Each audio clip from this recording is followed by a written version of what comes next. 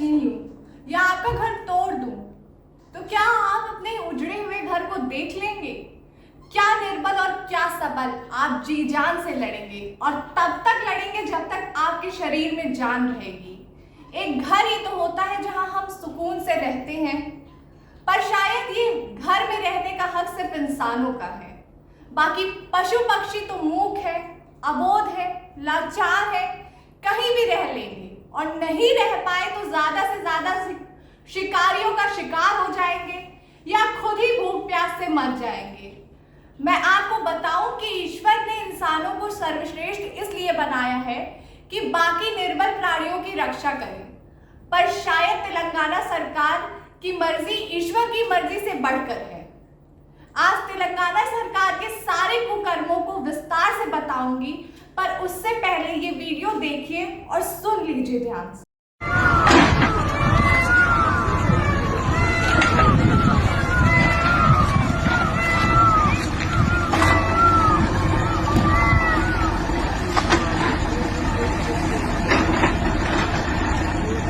जी हाँ, ये हमारे ही राष्ट्र पक्षी मोर हैं। बहुत दुख में है, पर अफसोस ये पशु पक्षी सिर्फ रो सकते हैं, सरकार के खिलाफ अर्जी तो डाल नहीं सकते हैं, और बेचारे वोट भी तो नहीं दे सकते हैं।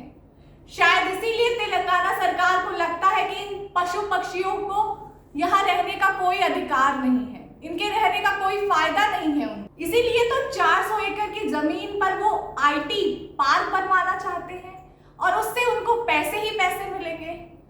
वाह, क्या डेवलपमेंट हो रहा है। आपको बताएं क्या कहना है तेलंगाना की कांग्रेस सरकार का। वहां उस जंगल में कोई भी हिरण बाघ नहीं रहता है। पहले तो मैं पूछना चाहती हूँ सरकार से कि मान लेती हूँ कि वहां पे कोई भी जीव नहीं रहता है, पर पेड़ निर्जीव होते हैं क्या? उनको काटा जा सकता है क्या?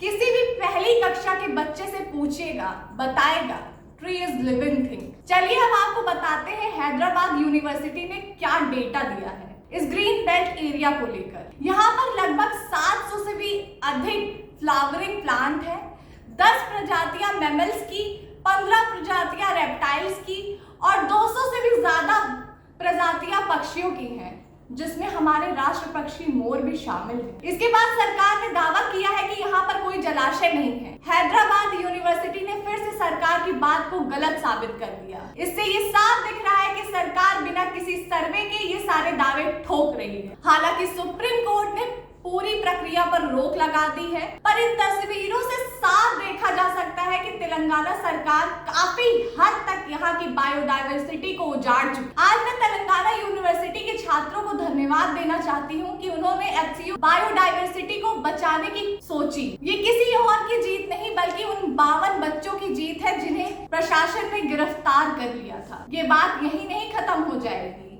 और फिर कहीं डेवलपमेंट के नाम पर सैकड़ों पेड़ काट दिए जाएंगे। कंक्रीट के जंगल से भरे तो प्राकृतिक जंगल होते हैं सरकार। पिछले साल ही बेंगलुरु में कितने ही लोग पीने के पानी के लिए तरस रहे। इस बार भी ऐसा सुनने को मिलेगा, क्योंकि अप्रैल से ही हीट वेव शुरू हो जाएंगी। आज से 10 साल पहले की ही बात कर लेते हैं। अप्रैल में तापमान 32 से 34 डिग्री सेल्सियस हुआ करता था, पर आज की बात करें तो तापमान 37 से 40 पहुंच रहा है। सूरज तो फरवरी से ही आग बरसा रहा है, और गौर करने वाली बात तो ये है कि ग्लोबल वार्मिंग, प्रदूषण सब बढ़ता जा रहा है।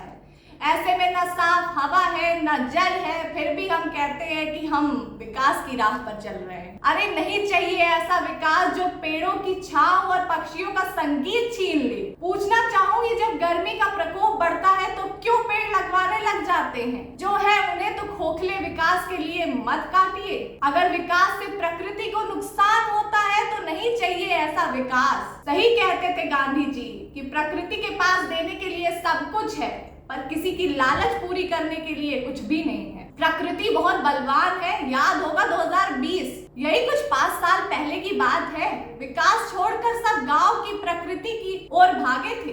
याद है? याद आई?